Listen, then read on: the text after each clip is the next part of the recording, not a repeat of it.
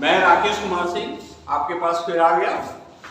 Agriculture entrance में trigonometry का बहुत महत्व है। ट्रिग्नोमेट्री पे बेस बहुत सारे क्वेश्चन आते हैं। तो आज हम आपको पहले लाभ और घातांक बता चुके हैं। आज त्रिकोणमिति ट्रिग्नोमेट्री के फार्मूले और कंसेप्ट आपको रिवाइज करें। आपको मालूम है ट्रिग्नोमेट्री जो है समकोण त्रिभुज के तीनों भुजाएं जो कर्ण आधार लंब होते हैं उनसे संबंधित 6 त्रिकोणमितीय अनुपात निकाले गए हैं। भुजाओं के संबंध से त्रिकोणमितीय अनुपात निकाले गए हैं, उसी पर आपकी पूरी त्रिकोणमिति बेस है। उसी पर आपकी विशेष त्रिकोणमिति बेस है। हिंदी में इसको त्रिकोणमिति और इंग्लिश में ट्रिग्नोमेट्री।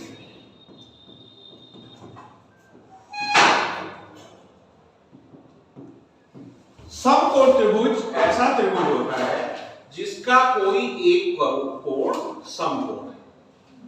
कोई एक कोण समकोण है। आप जानते हैं समकोण का मतलब 90 अंश। समकोण का मतलब 90 अंश। ये त्रिभुज ABC है। त्रिभुज ABC का कोण जो है आपका समकोण है। समकोण को हम एक वर्ग बना के शो करते हैं। त्रिभुज आप जानते हैं त्रिभुज में 3 शीर्ष होते हैं, जैसे ये ABC 3 शीर्ष है और इन तीनों शीर्षों से जुड़े हुए आपके 3 भुजाएं हैं और त्रिभुज के 3 कोण भी होते हैं 3 भुजाओं से, और तीनों कोणों का योगफल 180 होता है। तो त्रिभुज तो कई तरह के होते हैं। तो समकोण त्रिभुज ऐसे त्रिभुज को कहते हैं जिसका कोई एक कोण समकोण। समकोण किसी त्रिभुज में केवल एक हो सकता है, क्योंकि आप जानते हैं कि तीनों कोणों का योगफल 180 होता है। तो अगर एक कोण 90 अंश है तो और जो दोनों कोण बचे वो 90 अंश से छोटे होंगे। जहां समकोण बनता है उसके सामने की भुजा को कर्ण कहते हैं। उसकी सामने की भुजा को कर्ण कहते हैं। कर्ण को इंग्लिश में कहते हैं हाइपोटेन्यूज। हाइपोटेन्यूज कर्ण को इंग्लिश में कहते हैं हाइपोटेन्यूज। अब जिस कोण के त्रिकोणमितीय अनुपात निकालने हैं, अगर उस कोण को हम थीटा मान लें। थीटा एक ग्रीक वर्ड है कोणों के लिए, या जैसे आपका ABCD होता है, क ख ग घ होता है, वैसे ग्रीक लेट में theta, eta, alpha, beta, gamma etcetera. Theta का नोटेशन ये होता है। अब कोण C मान लीजिए थीटा है, इसके हमको त्रिकोणमितीय अनुपात निकालने हैं। तो जिस कोण का हमको त्रिकोणमितीय अनुपात निकालना है और समकोण बन रहा है, उस शीर्ष से उसके सामने वाली भुजा को हम कहते हैं लंब। लंब लंब को इंग्लिश में कहते हैं परपेंडिकुलर। लंब को इंग्लिश में कहते हैं परपेंडिकुलर। और जिस कोण का त्रिकोणमितीय अनुपात निकाल रहे हैं उससे जो भुजा जुड़ी हुई है, जिस पे त्रिभुज आधारित है, उसको हम बोलते हैं आधार। उसको बोलते हैं आधार और इंग्लिश में बोलते हैं बेस। तो त्रिकोणमिति जो है 3 भुजाओं से बनी समकोण त्रिभुज के 3 भुजाओं के अनुपात से 6 अनुपात निकाले गए हैं, 6 रेशियो निकाले गए हैं। उनको आप जो है ट्रिग्नोमेट्री के रेशियोज कहलाते हैं। तो कौन कौन से 6? साइन थीटा, कोण C की बात कर रहे हैं तो साइन थीटा हमारा होता है लंब बटे कर्ण। साइन थीटा होता है लंब बटे कर्ण, परपेंडिकुलर अपॉन हाइपोटेन्यूज। इस त्रिभुज में कोण थीटा के लिए लंब आपका है AB, लंब है AB और कर्ण है AC। तो यहां लंब और कर्ण का अनुपात हो जाएगा AB अपॉन AC। AB जहां पर लंब है और AC कर्ण। अब दूसरा त्रिकोणमितीय अनुपात रेशियो होता है कास। दूसरा त्रिकोणमितीय अनुपात होता है कास। इसका फुल फॉर्म होता है कोसाइन, लेकिन शॉर्ट में कास कहते हैं। साइन थीटा को हिंदी में जया कहते हैं, लेकिन इंग्लिश टर्मिनोलॉजी इजी होती है। और कास थीटा को कोजया कहते हैं। कास आपका होता है आधार बटे कर्ण। आधार बटे कर्ण। तो कोण सी के लिए, थीटा के लिए आपका आधार है BC, आधार है BC और कर्ण है AC। अब तीसरा अनुपात होता है टेंजेंट, 60 में इसको 10 कहते हैं। 10 आपका होता है लंब बटे आधार, परपेंडिकुलर अपॉन बेस, लंब बटे आधार। तो लंब यहां पर AB है और आधार BC। यहां ध्यान दीजिएगा, अगर साइन थीटा को कास थीटा से भाग दें तो ये कर्ण कट जाएगा, बचेगा लंब बटे आधार, और लंब बटे आधार ही तो 10 है। तो 10 का एक नया फार्मूला बन जाता है साइन थीटा बटे कॉस थीटा, क्योंकि देखिए इसको इससे डिवाइड किए तो कर्ण और कर्ण कट गया, लंब बटे आधार बचा। तो यही लंब बटे आधार AB अपॉन BC। 10 का उल्टा होता है कोटेन, इसको 60 में काट बोलते हैं। तो 10 का उल्टा हो गया, तो 10 है लंब बटे आधार, तो काट हो जाएगा आधार बटे लंब। तो ये आधार आपका बेस जो है BC है और लंब। अब अगर कास थीटा को साइन थीटा से भाग दे तो कर्ण कट जाएगा, आधार बटे लंब बचेगा। तो काट का एक नया फार्मूला बन गया कास थीटा बटे साइन, और साथ में ये भी फार्मूला बन गया, क्योंकि 10 काट का उल्टा है तो 10 को लिख सकते हैं 1 अपॉन काट, 1 अपॉन काट। इसी तरह काट को लिख सकते हैं 1 अपॉन 10, काट को लिख सकते हैं 1 अपॉन 10। अब साइन का अगर उल्टा कर दे तो हमारा बन जाता है कोसेक। साइन है लंब बटे कर्ण, तो कोसेक साइन का उल्टा है, इसलिए हो जाएगा कर्ण बटे लंब। तो कर्ण आपका AC है और लंब AB है, और कोसेक देख रहे हैं साइन का उल्टा है, तो ये हो गया 1 अपॉन साइन। अगर आप लिखना चाहें तो सब लिखते भी जाइए, साथ ही साथ लिखते गए होते हैं। वैसे हम रफ नहीं करेंगे, ये बना रहेगा, आप नोट कर लीजिएगा। अब सेक होता है कास का उल्टा, तो कास है आधार बटे कर्ण, तो सेक हो जाएगा कर्ण बटे, सेक हो जाएगा कर्ण बटे आधार। तो कर्ण आपका AC है और आधार जो है BC, और ये सेक हो जाएगा आपका कास का उल्टा। तो इस तरह आपके 6 ट्रिग्नोमेट्रिकल रेशियो आ गए।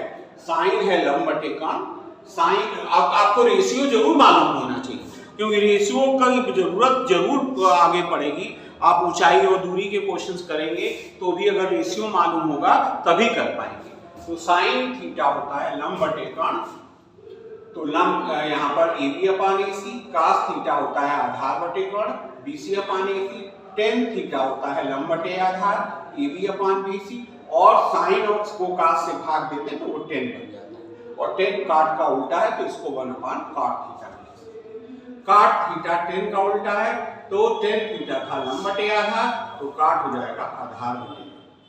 इसी तरह कोसेक साइन का उल्टा है, तो ये आपका हो जाएगा कर्ण बटे, सेक कास का उल्टा है तो कर्ण बटे। और ये सब कंसेप्ट से भी बहुत सारे फार्मूले, तो ये बेसिक ट्रिग्नोमेट्रिकल रेशियो हैं और आपस में कैसे रिलेटेड हैं ये बात आपको बताएंगे। ठीक है, अब समकोण त्रिभुज का गुण होता है जिसको हिंदी मैथमेटिशियन गणितज्ञ बोधायन ने बताया था कि कर्ण का वर्ग बराबर होता है आधार का वर्ग धन लंब का। पाइथागोरस थ्योरम में इसको कहते हैं, किसी समकोण त्रिभुज में कर्ण का वर्ग बराबर होता है आधार का वर्ग धन लंब का। तो आप इस त्रिभुज में देखिए ABC में AC आपका कर्ण है, लंब है AB और BC है आधार। तो आपको हमने बताया कि कर्ण का वर्ग बराबर होता है लंब का वर्ग धन आधार का। तो इस हिसाब से त्रिभुज ABC में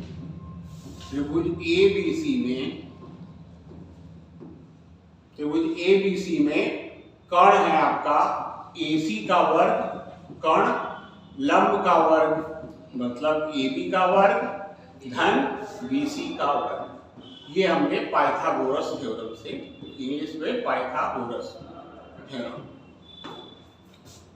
तो ये रिलेशन बन गया समकोण त्रिभुज में कर्ण का वर्ग बराबर होता है लंब का वर्ग धन आधार का वर्ग। तो अब अगर इस समीकरण को AC के वर्ग से भाग दे दें तो ये आपका हो जाएगा AC अपान AC का वर्ग, यहाँ पर हो जाएगा AB अपान AC का वर्ग,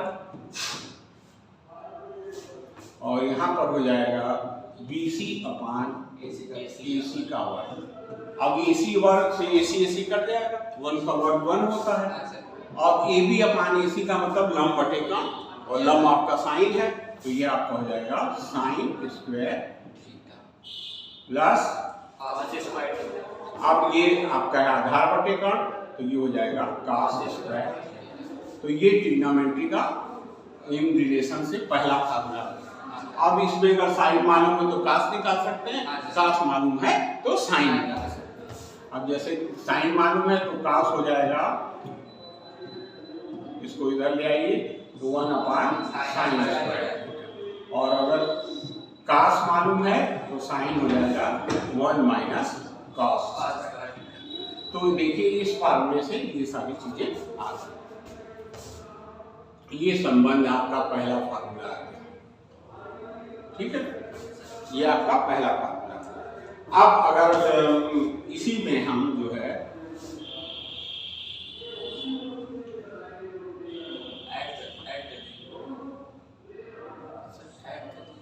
ऐड तो पीछे वाला भी चला जाएगा ना। अब ये इसमें क्या करेंगे, अब AB से भाग करेंगे, AB के वर्ग से भाग दे देंगे, तो ये आपका हो जाएगा AC अपान AB का वर्ग, और AB से भाग देंगे तो ये हो जाएगा AB अपान AB का वर्ग प्लस BC अपान AB का वर्ग। अब आपका AC अपान AB मतलब कर्ण बटे लंब, और कर्ण बटे लंब हमारा क्या है, कोसेक, तो ये आपका हो जाएगा कोसेक स्क्वायर। यहाँ पर AB कट जाएगा तो ये 1 बचेगा, और आधार बटे लंब ये आपका काट, तो ये काट हो जाएगा काट स्क्वायर।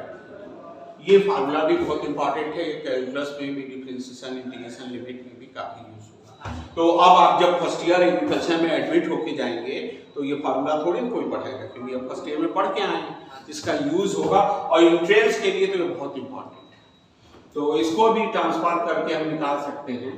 तो ये आपका एक फार्मूला इससे बन जाएगा कोसेक स्क्वायर थीटा -1 को ये लाए तो काट स्क्वायर, तो एक मालूम है तो दूसरा निकाल सकते हैं। अब अगर इधर इसको ले आए तो cosec square theta minus cot square theta equal to 1। ये फार्मूला काफी यूज होता है, तो ये फार्मूले AB से डिवाइड करने पे बन गए, ठीक है, AB से डिवाइड करने पर ये बन गए।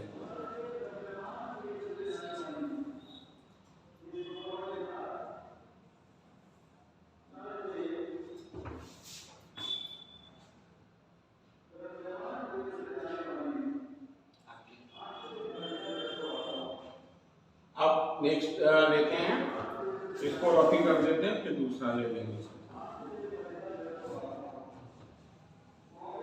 अब अगर BC के वर्ग से भाग दें, अब अगर BC के वर्ग से भाग दे दें इस फार्मूले में,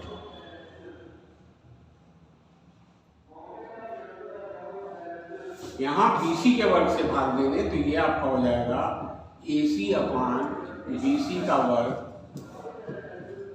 AC अपान BC का वर्ग, और BC अपान BC, ये कट जाएगा, 1 आ जाएगा। ये आपका हो जाएगा कर्ण बटे आधार, कर्ण बटे आधार है आपका सेक स्क्वायर, और ये है आपका एक, सॉरी AC नहीं है यहाँ, AB, ये आपका AB से भाग दिया है ना, तो ये आपका जो है AB है, तो AB अपान BC 9/8, ये 10 है, तो ये हो जाएगा 10 स्क्वायर और प्लस 1। ये फार्मूला भी काफी इंपॉर्टेंट होता है, 1 + 10 स्क्वायर थीटा = sec स्क्वायर। अब इसका भी अगर ट्रांसफॉर्म कर लें तो इसका भी बन जाएगा 10 स्क्वायर थीटा, और 10 को इधर लाएं तो 1 जहां बनाना हो ये फार्मूला काफी यूज होता है, 10 स्क्वायर थीटा = तो ये आपका बहुत इंपॉर्टेंट फार्मूला है।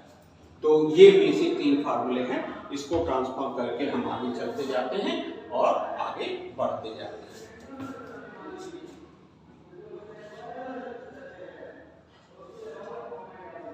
तो अब नेक्स्ट आगे चलते हैं। अब आपको कोऑर्डिनेट सिस्टम थोड़ा सा बता देते हैं। कोऑर्डिनेट सिस्टम ये होता है कि 4 कोऑर्डिनेट में कोण बांटा गया, first coordinate, second coordinate, third coordinate और फोर्थ कोऑर्डिनेट। इसको हम कहते हैं एक्स एक्सिस और इसको कहते हैं वाई एक्सिस। जहां दोनों कटते हैं उसको आप ओरिजिन कहते हैं, और ओरिजिन को मूल बिंदु हिंदी में कहते हैं। इसके निर्देशांक होते हैं 0। कोई कोण जो है घड़ी की उल्टी दिशा में चलता है, उल्टी दिशा में हम पॉजिटिव लेते हैं, इसको पॉजिटिव लेते हैं। तो अब अगर धनात्मक, पॉजिटिव का मतलब धनात्मक, घड़ी की उल्टी दिशा में चलता है तो इसको हम धनात्मक लेते हैं। अब फर्स्ट कोऑर्डिनेट में एक्स एक्सिस भी धनात्मक है और वाई एक्सिस भी धनात्मक है। साइन आपका संबंधित होता है लंब से और कास संबंधित होता है आधार से। तो पहले कोऑर्डिनेट में साइन भी धनात्मक है और कास भी धनात्मक है, साइन भी धनात्मक है और कास भी धनात्मक है, साइन और कास। तो धन से धन भाग होगा, 10 होगा, वो भी पॉजिटिव। तो यही कारण है पहले कोऑर्डिनेट में सभी धनात्मक है, cot थीटा, सेक, कोसेक जो भी है ऑल पॉजिटिव। फर्स्ट कोऑर्डिनेट में सभी धनात्मक होते हैं, सभी धनात्मक होते हैं। सेकेंड कोऑर्डिनेट में कास जो है आधार से संबंधित है और कास इसकी छाया पड़ रही है, तो सेकेंड में कास ऋणात्मक हो सकता है, हो जाता है। और साइन क्योंकि लंब धनात्मक है तो साइन और साइन का उल्टा कोसेक पॉजिटिव और सभी ऋणात्मक हो जाएंगे। दूसरे कोऑर्डिनेट में कास जो है आधार आपका इमेज पड़ रही है, इसलिए कास ऋणात्मक होने की वजह से कास और सेक दोनों ऋणात्मक हो जाते हैं, और इनकी वजह से 10 और काट भी, क्योंकि आपका धन बटे ऋण और ऋण बटे धन भी ऋण।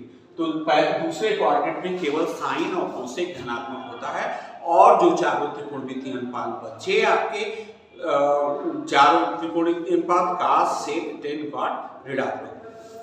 तीसरे में देखिए OX की छाया OX डैश और OI डैश पड़ रही है, तो तीसरे में साइन भी ऋणात्मक और कास भी ऋणात्मक, और ऋण बटे ऋण धन होता है तो 10 धनात्मक। तो तीसरे में आपका जो है 10 और 10 का उल्टा 8, यही आपके धनात्मक होते हैं, और जो बचे ऋणात्मक हो जाते हैं। साइन भी ऋणात्मक, कास भी ऋणात्मक, और साइन और कास ऋणात्मक तो सेक और कोसेक भी ऋणात्मक, केवल 10 और कॉट जो है धनात्मक। अब चौथे कोऑर्डिनेट में आपका देखिए OX धनात्मक है, OI ऋणात्मक है, इसका मतलब लंब ऋणात्मक है, तो साइन ऋणात्मक और साइन ऋणात्मक तो कोसेक भी। तो इसमें आपका केवल कास और सेक जो है धनात्मक होते हैं। कोण आप जानते हैं, फर्स्ट कोऑर्डिनेट में 0 से 90 अंश के कोण आते हैं, दूसरे कोऑर्डिनेट में 90 से 180 अंश में, तीसरे कोऑर्डिनेट में 180 से 270 अंश के, और चौथे कोऑर्डिनेट में 270 से 360 अंश के कोण। ठीक है। अब कोण अनुपात के कोणमिति आपको बताया कि जब घड़ी की उल्टी दिशा में चलते हैं तो धनात्मक होते हैं, और घड़ी की सीधी दिशा में चलते हैं तो कोण ऋणात्मक होते हैं। ये घड़ी की क्लॉकवाइज जब चलेगा तो ये आपके ऋणात्मक। और अगर एंटी क्लॉकवाइज चलेगा तो धनात्मक। इसीलिए ये कारण है कि चौथे क्वाड्रेंट में अगर कोण ऋणात्मक होगा तो चौथे क्वाड्रेंट में चलेगा। यही कारण है कि अगर कोई कोण ऋणात्मक है, साइन थीटा ऋणात्मक है तो साइन चौथे में मानेंगे, चौथे में साइन ऋणात्मक होता है इसलिए ऋणात्मक। कास चौथे में धनात्मक होता है क्योंकि ऋण घड़ी की सीधी दिशा में चल रहा है तो ऋणात्मक होगा, तो ये आपका धनात्मक होगा। और 10 क्योंकि साइन ऋणात्मक है, काट धनात्मक होते हुए भी 10 ऋणात्मक हो जाएगा, तो ये हो जाएगा 10 ऋणात्मक। और 10 की तरह काट भी ऋणात्मक हो जाएगा अगर कोण क्लॉकवाइज है। सेक आपका क्योंकि कास का उल्टा है इसलिए धनात्मक होगा और कोसेक आपका ऋणात्मक है। तो अगर घड़ी की दिशा में चल रहा है तो कोण केवल आपके कास और सेक धनात्मक होंगे, अब सब ऋणात्मक। ठीक है, तो इसका मतलब निष्कर्ष से निकला पहले कोऑर्डिनेट में, फर्स्ट कोऑर्डिनेट में आल पॉजिटिव। आल पॉजिटिव का मतलब जितने भी त्रिकोणमितीय अनुपात हैं वो सभी पॉजिटिव। और कितने हैं? 6 हैं, साइन कास टेन कॉट सेक कोसेक। और सेकेंड कोऑर्डिनेट में आपके केवल साइन और कोसेक पॉजिटिव, यही पॉजिटिव होंगे। थर्ड में केवल आपके टेन और कॉट पॉजिटिव। फोर्थ में केवल आपके कॉस और सेक पॉजिटिव, अदर नेगेटिव। आपको बताया है, इसको याद करने का मतलब है ऑल स्टूडेंट टिकट कलेक्टर। तो all means all, yes for sine, sine का उल्टा cosec, 10 for ticket, 10 for T for ticket, टी फॉर 10 ये पॉजिटिव, और कलेक्टर सी फॉर कॉस और सेक। तो ये कंसेप्ट याद करने के लिए है लड़कियों को। क्यों? क्योंकि लड़कियों को बुद्धि ज्यादा होती है।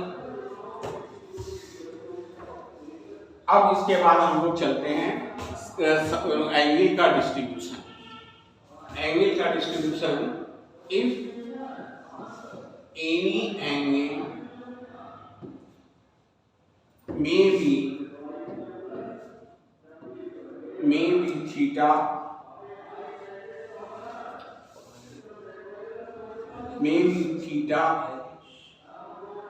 will be added or subtracted by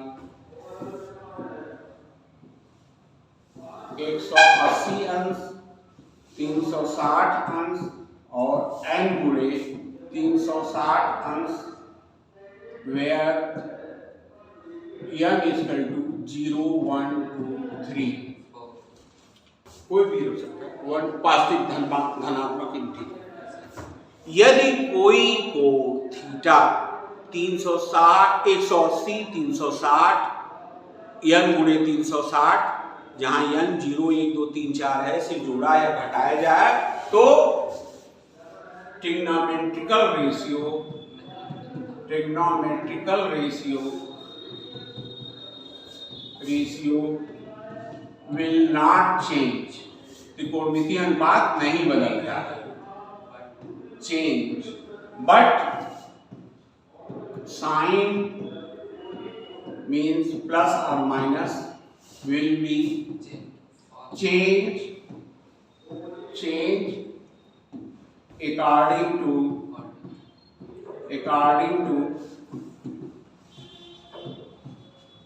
position of coordinate। मतलब यदि कोई कोण थीटा 0, 5, 15 कुछ भी हो सकता है, 180, 360 और n गुणे 360, जहां n का मान 0, 1, 2, 3, 4 है, जोड़ा या घटाया जाए तो त्रिकोणमितीय अनुपात नहीं बदलता है, परंतु चिन्ह धन और ऋण चतुर्थांश के अनुसार बदलता है। इसका विपरीत है, यदि कोई कोण 90 270 से जोड़ा या घटाया जाए तो त्रिकोणमितीय अनुपात बदल जाता है, मतलब साइन का कास हो जाता है, कास का साइन हो जाता है, टेन का काट हो जाता है, काट का टेन हो जाता है, सेक का कोसेक हो जाता है और कोसेक का सेक हो जाता है, लेकिन चिन्ह कोऑर्डिनेट के अनुसार बदलता है। मतलब if any angle may be theta will be added or subtracted by 90 or 270 degree, the trigonometrical ratio will change। कैसे चेंज हो जाता है? साइन का कास, कास का साइन, टेन का काट, काट का टेन, सेक का कोसेक और कोसेक का सेक। और साइन, साइन का मतलब plus minus change according to position of coordinate। ठीक है, यदि कोई कोण 90 और 270 से जोड़ा जाए तो त्रिकोणमितीय अनुपात बदल जाता है। साइन का कास, कास का टेन, कास का साइन, टेन का काट, काट का टेन, सेक का कोसेक, कोसेक का सेक। तो इसको हम थोड़ा सा एक आध एग्जाम्पल से बता देते हैं। जैसे है आपका साइन 300, क्यों? तो इसको हम लिख सकते हैं साइन 270 30। आपको बताया है कि 270 से कोई कोण जोड़े या घटाए तो त्रिकोणमितीय अनुपात बदल जाता है। तो ये किस कोऑर्डिनेट में पड़ेगा? चौथे में। चौथे में साइन ऋणात्मक होता है और साइन का कास हो जाएगा, तो ये आपका हो जाएगा माइनस कॉस, क्यों? माइनस कास 30, और कास 30 का मान होता है √3/2। ठीक है, इसको अगर 360 से बदले, साइन 300 को लिख सकते हैं साइन 360 माइनस 60, क्यों? फिर 300 आ जाएगा। अब 360 से कोई जोड़े या घटाए तो त्रिकोणमितीय अनुपात नहीं बदलता है, तो ये भी चौथे में पड़ेगा, तो साइन का साइन में रह जाएगा, क्यों? और साइन ऋणात्मक है इसलिए साइन 60। तो देखो दोनों तरह से वैल्यू याद है ना। अब कुछ जनरल वैल्यू आपको याद हो जानी चाहिए, याद रहनी चाहिए, वो भी आपको बता दे रहे हैं। तो ट्रिग्नोमेट्री की एक जनरल वैल्यू है। अब जो हमने अनुपात बांटने का बताया ना, कोणों से क्या जोड़े घटाए, तो कोई भी मान निकाल सकते हैं। तो जैसे साइन 0 है 30, ये स्टैंडर्ड मान है, इनकी 45 60 90।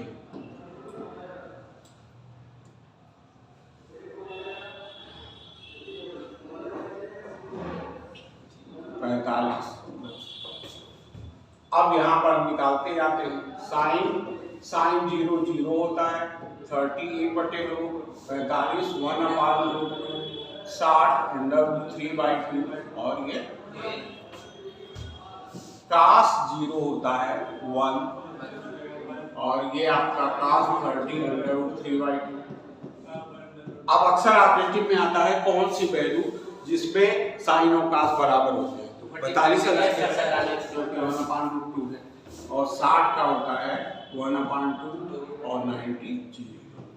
आपको पता है साइन बटे कास 10 होता है, तो इसको डिवाइड करते जाए तो 10 का मान आ जाएगा, ये 10 0, इसको करेंगे तो 2 कट जाएगा, तो साइन 30 1/3, ये 1, ये √3। और आपको बताया है कि कोई नंबर अगर 0 से डिवाइड कर दें तो तो इंफिनिटी, ये इंफिनिटी।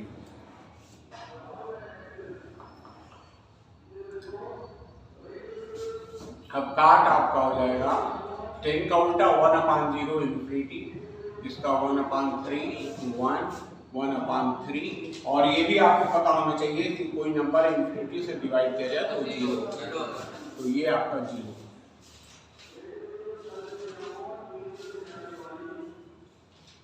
अब ये देखिए इसी तरह सेक निकाले तो कास का उल्टा करते हैं, तो 1 कास 0 1 है तो ये 1 हो जाएगा। ये अक्सर वैल्यू भूल जाते हैं, कास 30 का मान 2/√3, क्योंकि कास का मान √3/2 है तो इसका उल्टा हो जाएगा। अब ये आपका सेक कास का उल्टा तो ये हो जाएगा √2, ये हो जाएगा 2, इसका उल्टा है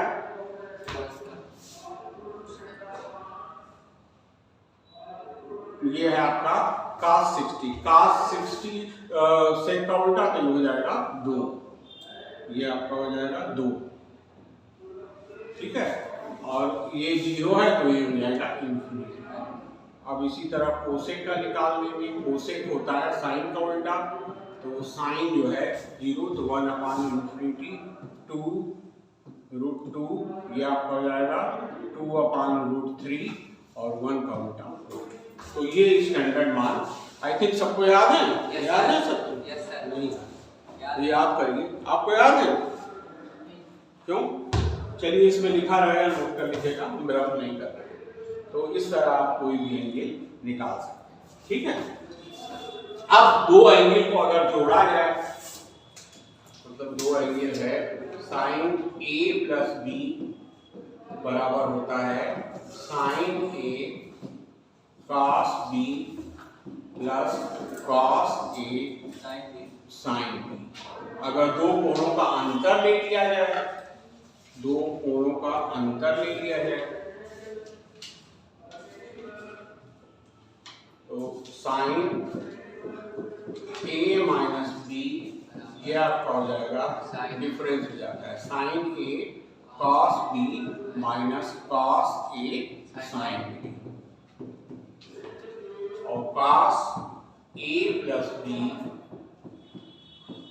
यहाँ डिफरेंस हो जाता है cos A cos B minus sin A sin B, और cos A माइनस B में प्लस हो जाता है, उल्टा cos A cos B प्लस sin A sin B। इसी तरह 10 के दो एंगल को जोड़ा जाए तो ये हो जाता है 10A plus B equal to 10A plus 10B upon 1 minus 10A 10B, और 10A माइनस B हो जाता है आपका 10A minus 10B upon 1 plus 10A 10। तो अब इन दोनों को अगर जोड़ दिया जाए तो ये आपका फार्मूला बन जाएगा sine A plus B plus sine A minus B। तो अब जोड़ेंगे तो ये वाली चीज कट जाएगी, तो ये बचेगा 2 साइन A cos B। क्यों? अगर इससे इसको घटा दिया जाए, इसको इससे घटा दिया जाए तो ये आपका हो जाएगा sine A minus A plus B minus sine A minus B, ये आपका हो जाएगा, ये आप जब घटाएंगे तो ये कट जाएगा, ये प्लस हो जाएगा, ये हो जाएगा 2 cos A sin B। अच्छा इसी तरह इसको जोड़ दिया जाए तो ये आपका हो जाएगा cos A प्लस B और cos A माइनस B। क्यों? अब ये आपका जो है ये कट जाएगा तो ये हो जाएगा 2 cos A cos B। अगर इसको इससे घटा दिया जाए तो ये हो जाएगा cos a plus B minus cos a minus B. जब इसको इससे घटाएंगे तो ये माइनस हो जाएगा, कट जाएगा, और ये भी माइनस हो जाएगा और माइनस माइनस जुड़ जाएगा, तो ये आपका हो जाएगा माइनस 2 साइन a साइन बी। माइनस ये भी फार्मूला मिलता है, अगर माइनस दोनों तरफ पूरा कर दिया जाए तो ये प्लस हो जाएगा, ये माइनस हो जाएगा, ये हो जाएगा cos a माइनस बी और ये minus cos a plus B, और ये आपका प्लस हो जाएगा 2 साइन a साइन बी। तो आपने देखा कि दो एंगल को साइन में जब जोड़ते हैं तो ये हो जाता है sine a cos b plus cos a sine b, sine a minus b sine a cos b minus cos a sine, और cos a plus b equal to cos a plus cos b minus sine a sine b, cos a minus b cos a cos b plus sine a sine b, और 10 का हो जाता है 10a plus b 10a plus 10b upon 1 minus 10a 10b, 10a minus b 10a minus 10b 1 plus 10a 10b। और अगर इन दोनों को जोड़ दिया जाए तो ये वाली चीज कट जाती है, तो फार्मूला बन जाता है sine a plus b plus sine a minus b equal to 2 sine a cos b। अगर इसको इससे घटाया जाए तो माइनस हो जाएगा, प्लस हो जाएगा, sine a plus b minus a minus b 2 cos a sine b। अगर इन दोनों को आपस में जोड़ दिया जाए तो ये वाला टर्म्स कट जाएगा, तो cos a plus b plus cos a minus b equal to 2 cos a cos b। अब cos अगर घटाया जाए तो ये cos a plus b minus cos a minus b minus sin a sin b। अगर दोनों तरफ माइनस गुणा कर दिया जाए तो ये वाला प्लस बन जाएगा, ये माइनस बन जाएगा और ये प्लस बन जाएगा। तो इस तरह ये सारे फार्मूले आ जाते हैं। क्यों? yes, अब इन सब फार्मूले में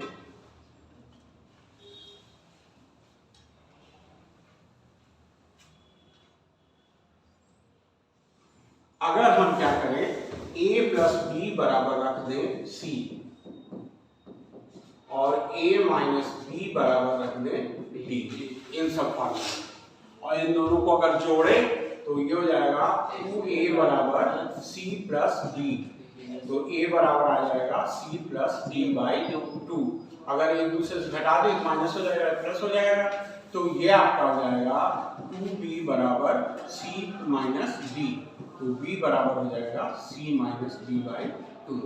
तो ये फार्मूला और ये सारी वैल्यू उठा के यहाँ हम रख दें, तो ये सब फार्मूला इस तरह बनेगा, sine c plus sine d equal to 2 sine c plus d by 2 cos c minus d by 2।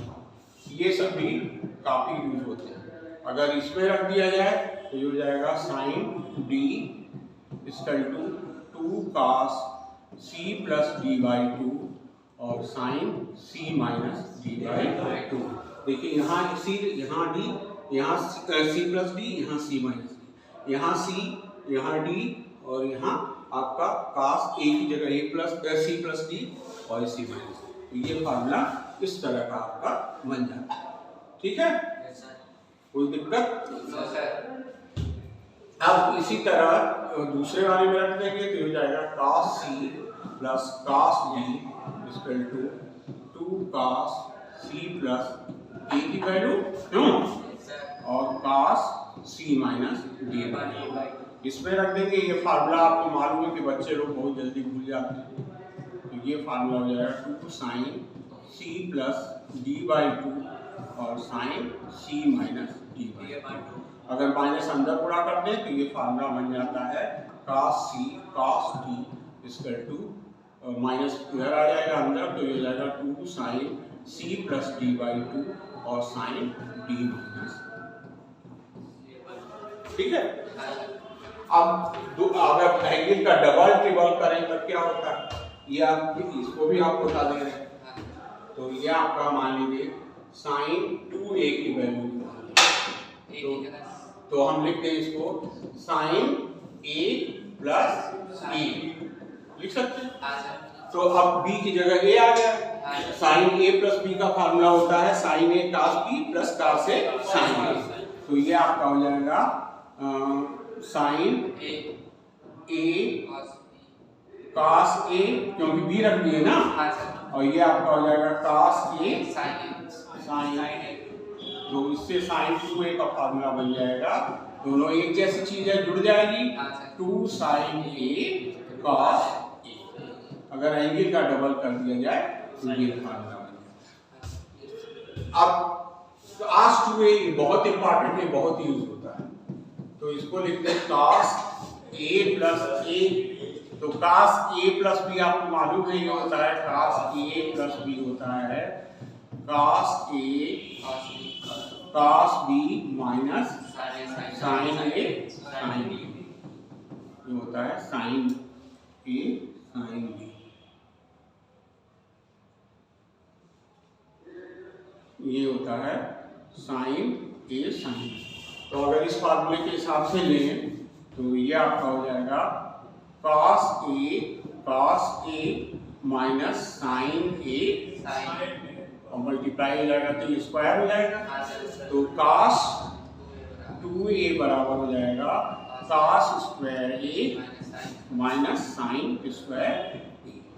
अगर यहाँ लिख दे 1 माइनस sin स्क्वायर, पहला फार्मूला था ना, तो ये आपका हो जाएगा cos 2a बराबर 1 माइनस sin स्क्वायर a और माइनस sin स्क्वायर a। ये एक जैसी चीज है, जुड़ जाएगी, तो ये हो जाएगी cos 2a बराबर 1 माइनस 2 sin स्क्वायर a। तो cos 2a का एक फार्मूला ये हो गया और एक फार्मूला ये। अगर इसको cos में बदल दें तो ये आपका हो जाएगा cos 2a equal to 2 cos square a minus 1। तो ये तो आपके sin cos के फार्मूले हो जाएगा। इसी तरह हम tan का डबल ले सकते हैं। tan a प्लस b बराबर होता है tan a plus tan b 1 minus tan a tan b। अगर b की जगह a रख दें तो ये a प्लस a 2a हो जाएगा, तो ये जाएगा tan 2a।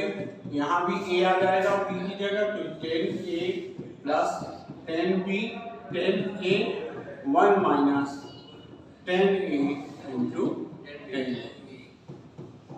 तो ये फार्मूला हो जाएगा tan 2a का, ये जुड़ जाएगा एक जैसी चीज, tan 2a upon 1 minus tan square a।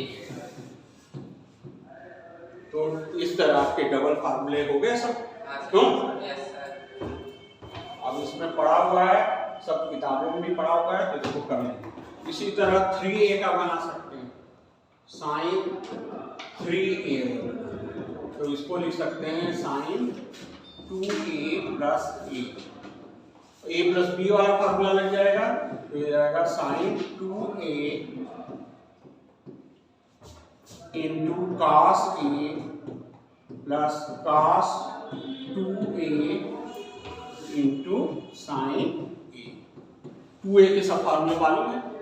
sin 3a का मान sin में आता है, तो सबको sin में बदल दें, तो sin 2a को लिख सकते हैं 2a cos a, ये हो जाएगा cos a, क्यों? और इसको sin में बदलें तो ये हो जाएगा 1 माइनस 2 sin स्क्वायर a, और ये हो जाएगा sin a। अभी cos a into cos a cos square a हो जाएगा, और cos स्क्वायर a को लिख सकते हैं 1 माइनस sin स्क्वायर a, तो ये आपका हो जाएगा 2 sin a और 1 minus sin square a। cos square a है तो इसको ये लिख सकते हैं।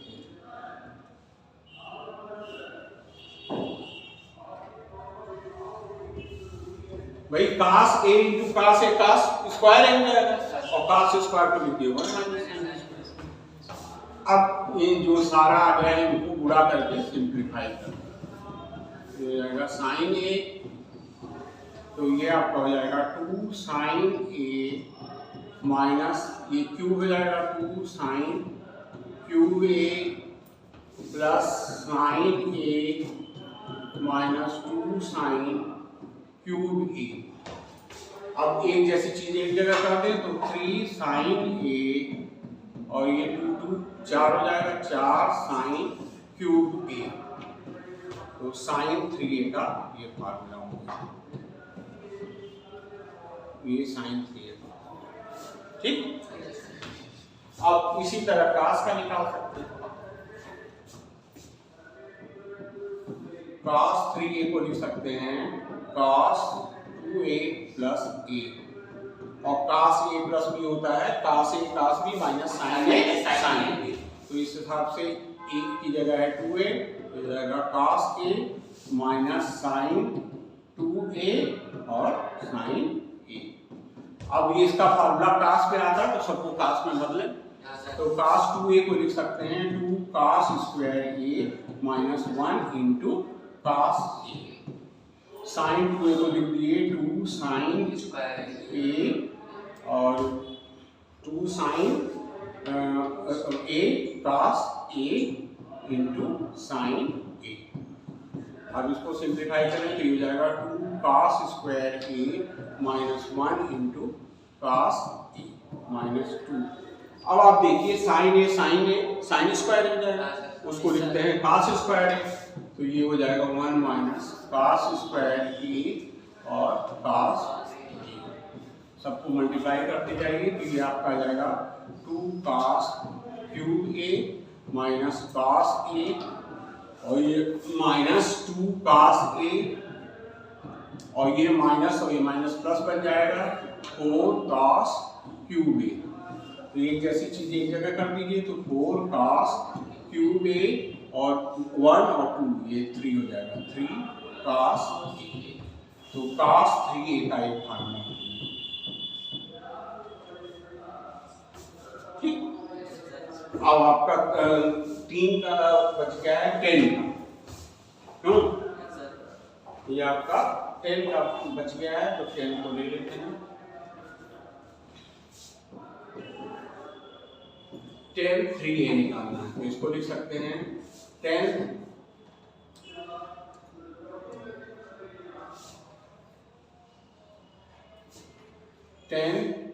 2a प्लस a और 10a प्लस b का फार्मूला होता है 10a 10b अपान 1 माइनस 10a 10b, तो इसको लिख सकते हैं 10 2a प्लस 10a अपान 1 माइनस 10 2a इंटू 10a, और 10 2a का फार्मूला हम निकाल चुके हैं 2 10a minus 1 minus 10 square a, ठीक है।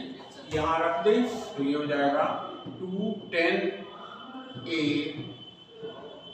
अपान 1 minus 10 square a plus 10a upon 1 minus 2 10a upon 1 minus 10 square a into 10a, ठीक।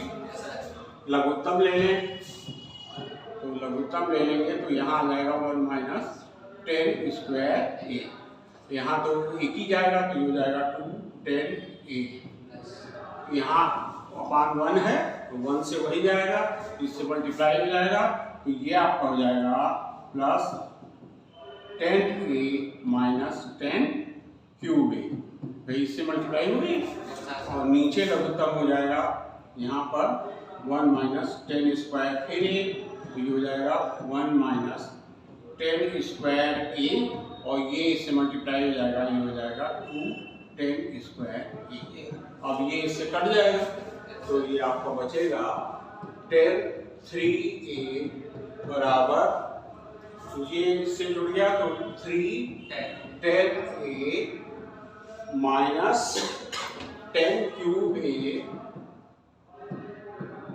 अपान 1 माइनस 3 10 स्क्वायर, तो ये आपका 10 3a का।